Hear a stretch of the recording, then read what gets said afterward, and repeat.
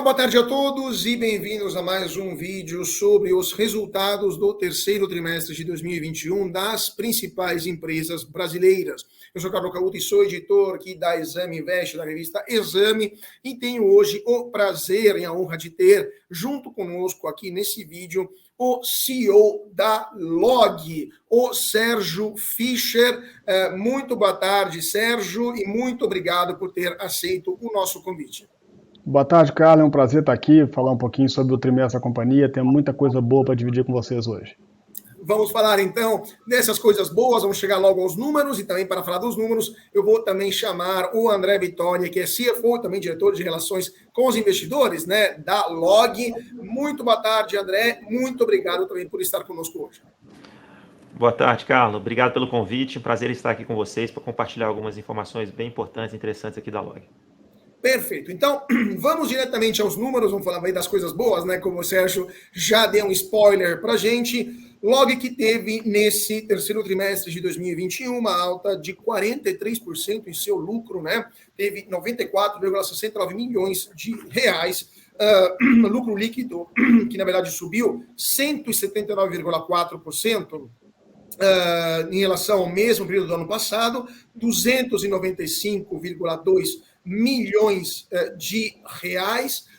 Temos a receita operacional que passou de 36 milhões no terceiro trimestre de 2020 para 37 neste ano, alta de 2,4%. O EBITDA que foi de 96,119 milhões nesse ano, foi uma queda de 34,9% em relação ao mesmo período do ano passado.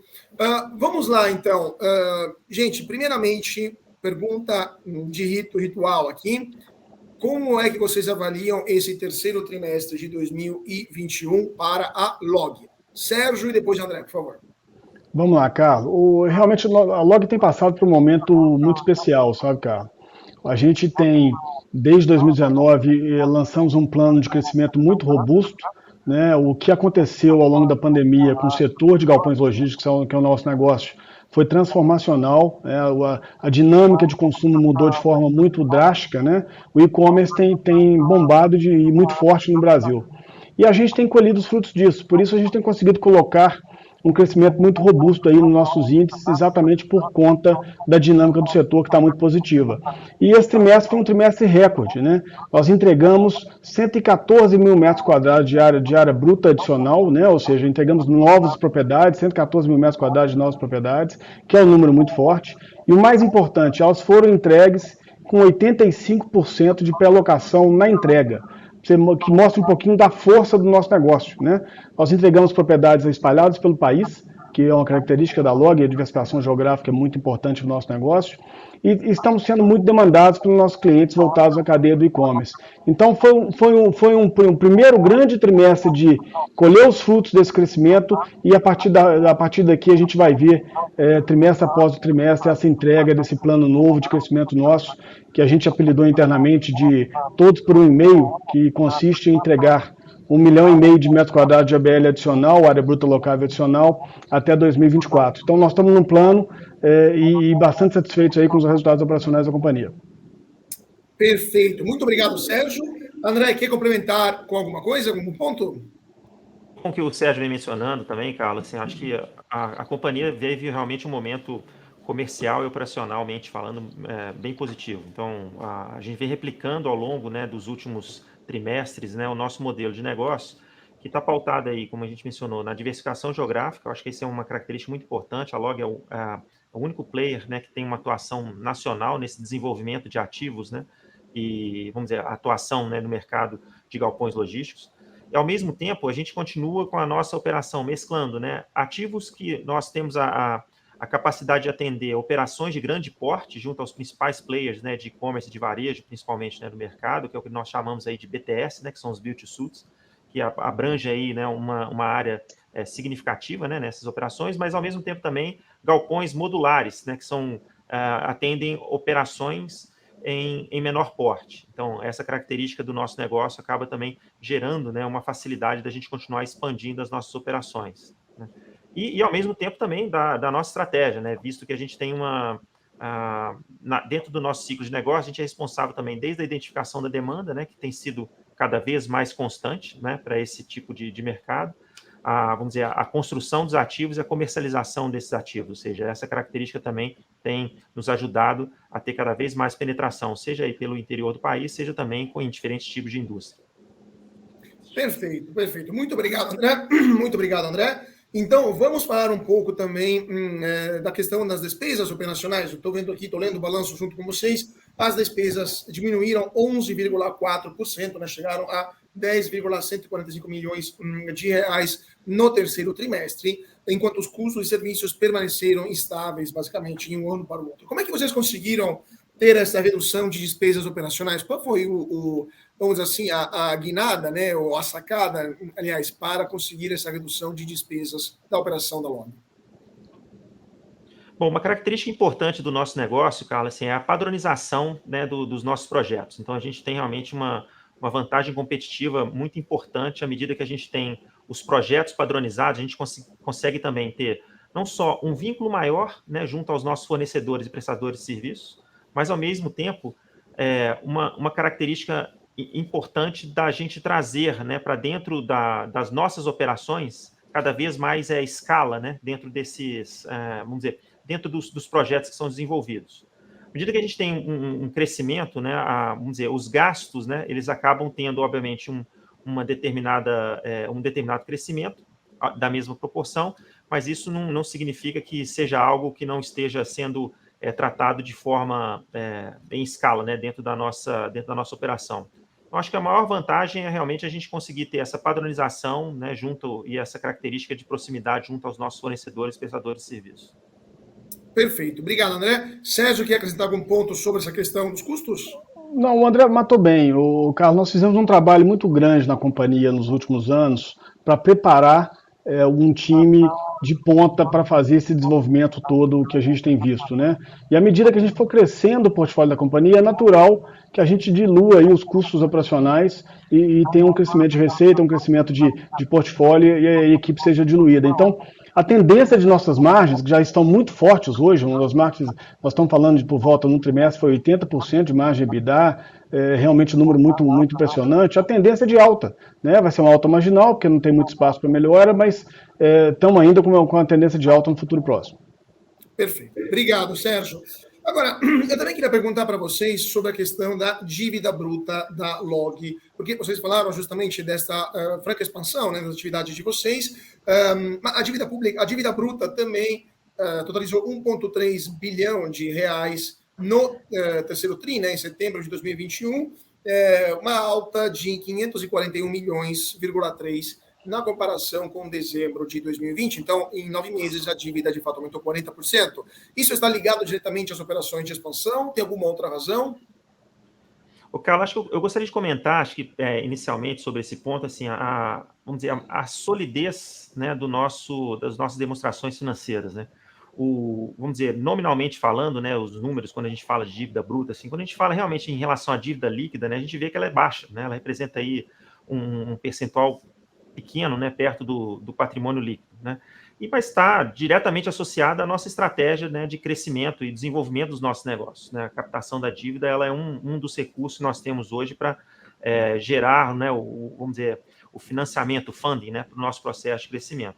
Mas a gente entende que isso é natural das operações, visto que em franca expansão, né, a gente tem previsto uma série de novos projetos, né, ao longo desses próximos meses, em que vão ser requeridos, né, esses recursos que hoje, né, dentro das nossas demonstrações financeiras, apresentam aí uma posição bem confortável para que a gente possa seguir o nosso plano de crescimento. Quanto que está hoje, desculpa, André, antes de passar a palavra para o Sérgio, só para complementar, quanto que está hoje a dívida líquida em relação ao patrimônio total, em relação às atividades totais da empresa, na verdade? Hoje representa 7,5% do PL, Carlos. Então, a gente considera como sendo uma dívida, né, baixa nesse sentido. Perfeito. Sérgio, quer acrescentar alguma coisa sobre essa questão da dívida? Eu acho que o André falou bem, o Carlos. A dívida é um instrumento relevante para a gente tocar o nosso plano de crescimento. Nós vamos estar sempre acessando o mercado de capitais para estruturar o balanço para esse crescimento que a gente está colocando. Então, nós estamos super confortáveis com o balanço, como o André colocou. Hoje nós estamos com um balanço super confortável para esse crescimento, uma posição de caixa muito robusta, uma dívida líquida relativamente pequena, então estamos confortáveis aí para continuar nesse plano de expansão nosso. Perfeito. Senhores, também queria perguntar para vocês sobre o risco da carteira da Log em relação às locações, né, em relação à atividade de vocês. A carteira mantém o maior cliente, aliás, de vocês, representa 7,3% da receita bruta e 7,0% do ABL, né? Então, eu queria lhe perguntar, como é que está essa situação, como é que é esse ponto da concentração de clientes? Vocês têm uma solidez também na carteira, no sentido de diversificação, que mantém uma certa, vamos dizer assim, limitação de risco, né, nesse aspecto? Como é que é esta visão de vocês em relação à carteira? Olha que interessante, Carlos. Quando a gente fala desse baixo risco, né, de concentração, tanto de ABL, né, de área bruta locável, quanto de receita, isso demonstra aí um fato, um indicador da característica do nosso negócio, né? Vamos dizer, as operações da companhia, elas podem atender quaisquer tipos de indústria. Então, seja indústrias, né, vinculadas a um varejo ou farmacêutico, alimentos e bebidas, né? Temos clientes de diferentes tipos de indústria que acabam gerando uma disseminação, né, dessa concentração. Então, isso é constante, a gente tem um mix, né, de clientes hoje que acaba gerando uma rotatividade, né, dentro do nosso tipo de atuação, né, que acaba, vamos dizer, de alguma maneira também descentralizando essa carteira. Então, é uma característica do nosso negócio dada a nossa estratégia. Sérgio?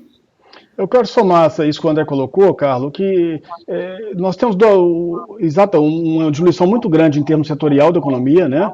Isso é um hedge natural, porque à medida que um setor não está performando bem, a gente consegue migrar essas operações para um setor que esteja demandando mais. Então, historicamente, a gente consegue ter uma ocupação muito alta por conta disso. E também a questão da diversificação geográfica que nós falamos mais cedo, né?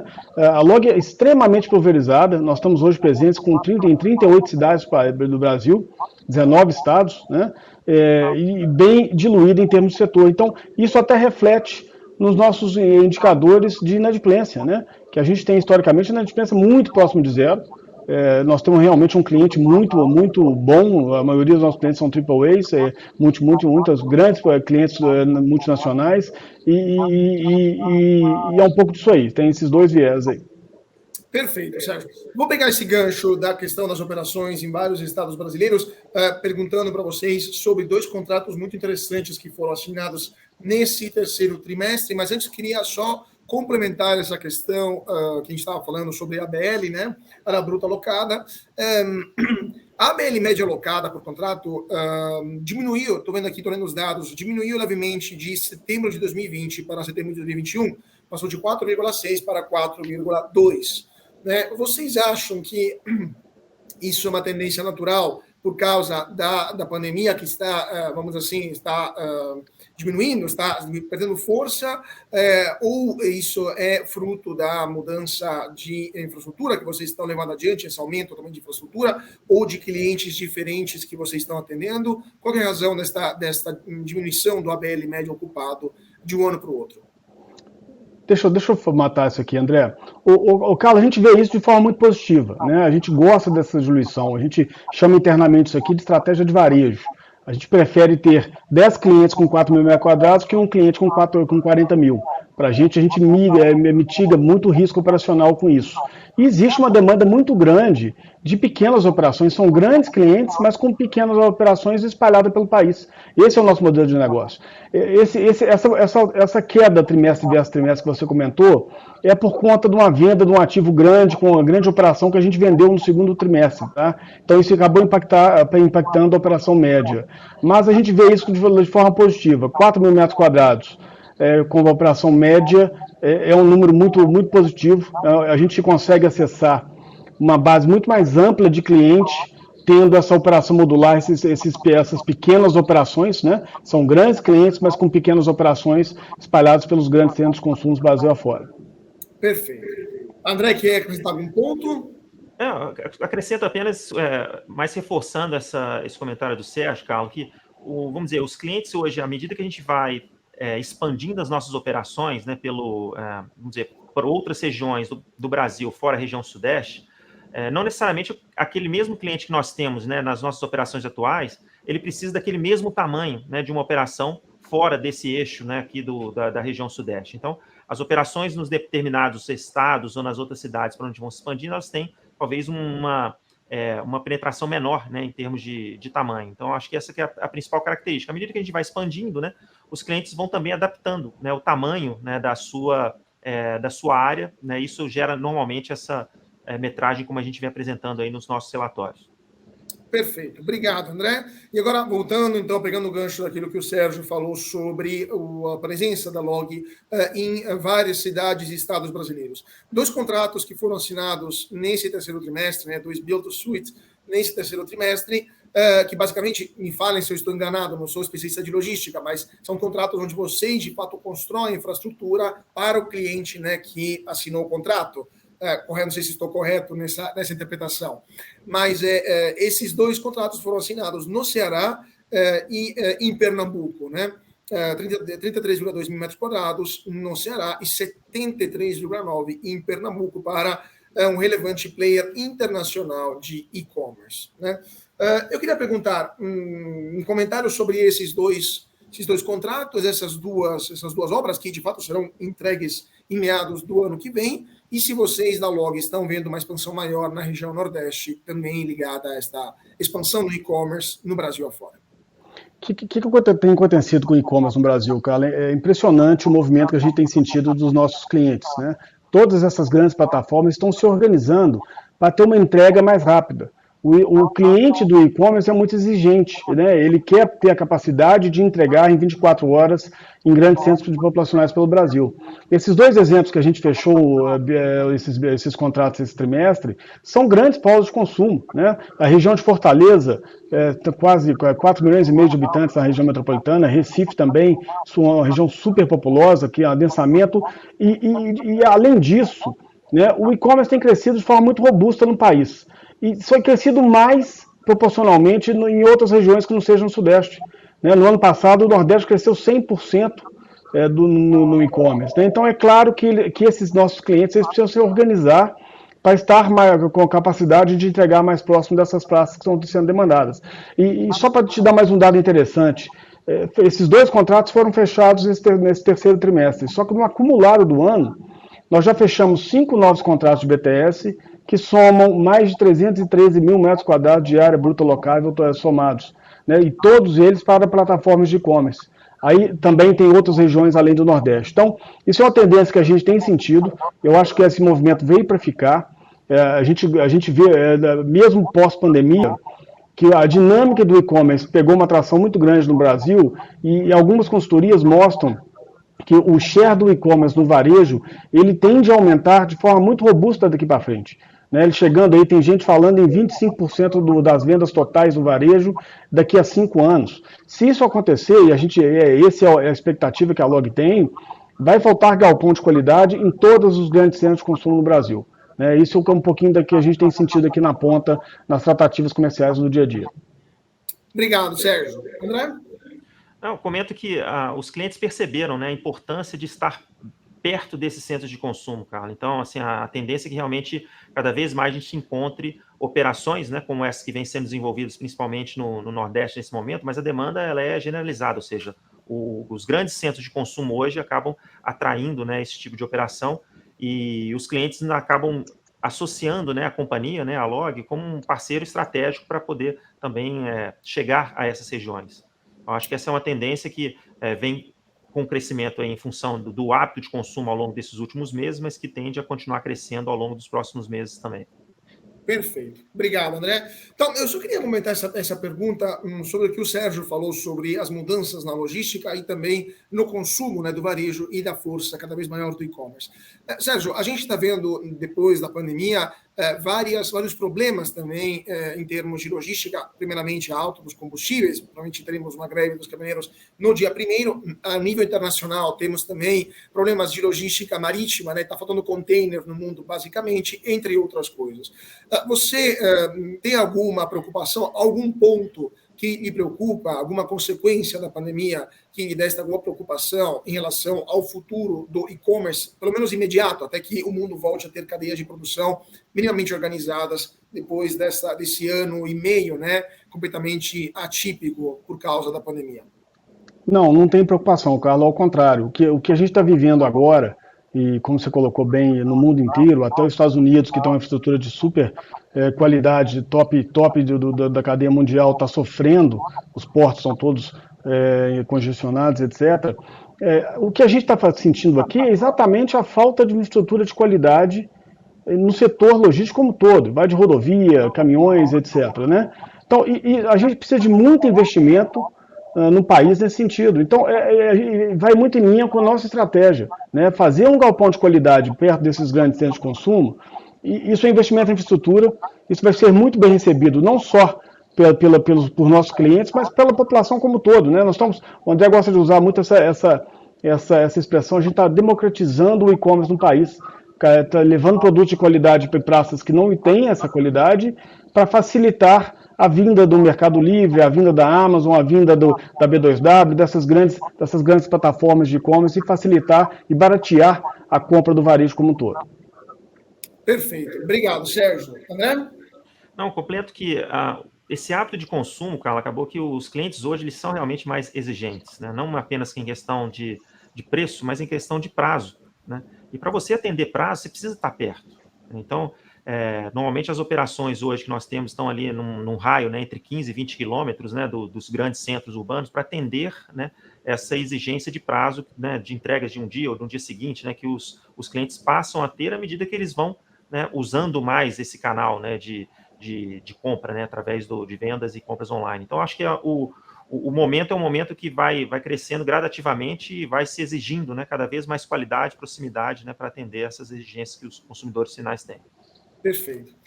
Eu também queria só comentar essa questão, perguntando, vocês hoje basicamente atuam na logística baseada em transporte rodoviário, né? O Brasil tem uma malha de transporte essencialmente rodoviária, mas o governo federal tem a intenção de dar um impulso muito grande no desenvolvimento de ferrovias, especialmente nas regiões, na parte mais interna, no interior do país, né? Para escoar também produtos agrícolas, entre outras coisas. Alguma coisa já foi feita, mas muito vai vir nos próximos meses, segundo a recente declaração do ministro da Infraestrutura, Tarcísio de Freitas. A LOG tem algum plano, alguma expectativa de entrar também no setor ferroviário ou, eventualmente, também no setor portuário no Brasil, no futuro próximo? Não, Carlos, não temos. Né? A gente vê esse movimento como natural, o transporte, o custo de logística no Brasil é muito caro, né? É natural que a gente invista em infraestrutura para tentar baratear isso. Não vai impactar o nosso setor, acho que o galpão ainda vai ser, independente de ser pelo modal rodoviário, pelo modal ferroviário, as mercadorias vão ser transportadas pelos galpões para chegar na população. Como o André colocou, todo o nosso portfólio ele é feito muito próximo dos centros urbanos para ser o chamado last mile, né? Ou seja, sai do galpão para a casa do consumidor. Então eu não vejo isso como um porém para o nosso setor, ao contrário. Acho que quanto mais investimento em infraestrutura, mais incentiva o e-commerce e acaba trazendo forma positiva para a gente. Mas não, nós somos bastante focados no que a gente faz, né? Vamos estar sempre fazendo projetos onde tem uma demanda eterna, o que a gente chama de demanda eterna, são aquele grande centro populacional gerando demanda para diversos setores da economia. Então, o nosso foco é esse e vamos continuar nessa toada. Complementando essa resposta, Sérgio, rapidinho, uma das questões... Bom, São Paulo é o principal centro urbano da América Latina. E também o principal mercado consumidor até para o e-commerce, né? Mas em geral para qualquer tipo de varejo, né? Qualquer tipo de comércio aqui na América Latina. Há uma certa escassez, começa a ter uma certa escassez de espaços por em volta de São Paulo, né? Uma certa escassez de locais para galpões logísticos por em volta de São Paulo, ou ainda tem vamos dizer assim, capacidade de absorver novas infraestruturas logísticas na maior cidade do país? Tem, com certeza. Né? Nós temos alguns projetos na região, estamos investindo na região há alguns anos já, bastante tempo, e realmente hoje está tendo muito desenvolvimento ali no raio de 30 km de São Paulo. Mas eu acho que o mercado do tamanho de São Paulo vai absorver isso. Né? Historicamente, Carla, aí eu estou olhando mais o Brasil como um todo, o país entrega de condomínios logísticos classe A, que são os galpões mais modernos, 1,5 milhão de metros quadrados por ano. Isso é muito pouco. O país como um todo ele tem 20 milhões de metros quadrados de galpões classe A. Ele está aquém de qualquer economia, muito aquém de qualquer economia desenvolvida e aquém de algumas economias que são menos desenvolvidas que o país, como o México, por exemplo. Né? Então, existe uma demanda reprimida muito grande, né? O chamado flight to quality, migrar os clientes desses galpões classe B para classe A, e que mesmo em São Paulo, com um parque mais robusto, ainda demandam grandes investimentos pela frente. Perfeito. E só complementando também, ligando a São Paulo, ao segundo maior centro urbano do Brasil, o Rio de Janeiro, um dos problemas maiores que temos no Rio de Janeiro é a segurança no transporte das mercadorias, agora um pouco menos, mas até 2019 a gente tinha imagens quase cotidianas de assaltos a caminhões que transportavam mercadorias ou até a próprios veículos dos Correios, né? Então, eu queria perguntar para vocês da Log, como está essa situação hoje no Rio de Janeiro, em termos de segurança, mas não somente no Rio, em outras cidades também temos esse problema. Como está essa situação da segurança do transporte de mercadorias atualmente? Realmente uma preocupação muito grande dos nossos clientes, né? A gente vive isso no dia a dia. A gente já, desde o nascimento de um projeto, você tem que estar muito preocupado com isso, ou seja, vai escolher um terreno muito bem escolhido, né? Exatamente pensando nessa questão de segurança, porque o projeto ele tem uma vida muito longa, então você tem que estar pensando nisso. E também na qualidade da infraestrutura do projeto. Nossos projetos são muito trabalhados na questão da segurança, né? Exatamente para evitar esse tipo de caso, e temos tido muito sucesso nisso, tá, Carlos? A gente vê uma mitigação muito grande de risco de segurança dos clientes, colocando várias especificações no projeto que melhoram essa capacidade de segurança deles. Mas realmente é uma preocupação grande, e não acho que isso vai mudar no Brasil. A gente tem que saber conviver com isso e escolher, ter muita inteligência na hora da escolha de um ativo, da localização e da especificação. Perfeito. Obrigado, Sérgio. Agora, eu queria fazer hoje uma pergunta para o André, do ponto de vista financeiro. A Log informou nesse balanço do terceiro trimestre que concluiu a distribuição pública de CRIs, né, certificados recebíveis imobiliários, no valor total de 450 milhões de reais, vencimento 7 anos. André, vocês estão alongando a dívida? Ela faz parte da estratégia da empresa de reduzir a taxa de juros? Como é que era a rentabilidade desses CRIs? E tem previsão de novas emissões de títulos da dívida como esses no futuro próximo? Carlos, sabe como é que eu abordaria o assunto? Assim, vamos dizer, a gente tem, obviamente, sempre aqui discussões internas, dada a volatilidade de mercado, né, a gente acompanhar essas variações para entender qual que seria o nosso melhor perfil da dívida, né, e a gente fazer essa gestão mediante as condições que o mercado hoje apresenta. Né. É difícil da gente conseguir prever, né, tudo aquilo que vem sendo colocado, né, e principalmente do que vem para frente, mas a dívida é um instrumento nosso hoje, que faz parte também da nossa estratégia de, vamos dizer, de financiamento do nosso crescimento. Né. Então, assim, a dívida que a gente contratou, né, ela é uma dívida, vamos dizer, que tem excelentes condições, né, de um prazo, né, mais longo, com uma boa taxa, né? Ela não onerou nossos ativos, sabe? Ela não tem covenants, ou seja, isso mostra a solidez financeira e a visão, né, que o mercado de crédito hoje tem da Log. Né? Então, acho que isso é uma característica muito importante hoje do nosso negócio, essa solidez financeira que a companhia tem. Mas ela vai estar sempre avaliada com as outras fontes de recursos que nós temos também. Além da própria geração de caixa, né, das nossas operações, né? A gente tem um mercado de capitais para poder explorar, né, mediante aí uma certa estabilização ou previsibilidade, mas a gente continua tendo como principal foco ao que nós chamamos aí da reciclagem dos nossos ativos, ou seja, a venda, né, dos ativos hoje já maduros dentro do nosso portfólio para o mercado, né, seja para fundos de investimento, à medida que esses fundos tenham uma nova atração aí no mercado, ou até mesmo para outros investidores institucionais. Então, eu não colocaria a dívida como sendo apenas pilar, sabe, nessa discussão, quando a gente fala sobre as nossas demonstrações financeiras. Eu colocaria ela dentro de um contexto mais abrangente aí da estratégia, né, de crescimento da companhia. Perfeito, perfeito. Muito obrigado, André. E, infelizmente, nosso tempo aqui está se esgotando, né? Eu teria 1 milhão de perguntas aqui ainda para o Sérgio e para o André, mas então fica aqui meu convite para o próximo trimestre, né? Para a divulgação dos resultados, para comentar junto conosco, quem sabe aqui na redação da Exame, ao vivo e a cores no nosso estúdio. Mas então, eu queria agradecer muitíssimo pela disponibilidade o Sérgio Fischer, CEO da Log. Muito obrigado, Sérgio. Foi um prazer tê-lo conosco. Obrigado, Carlos. Foi um prazer poder dividir com vocês aqui os resultados da companhia e com certeza estaremos aí no próximo trimestre. Perfeito. Muito obrigado, Sérgio. Muito obrigado também ao André Vitória, que é CFO e diretor de RI da Log. Muito obrigado, André, por sua disponibilidade hoje.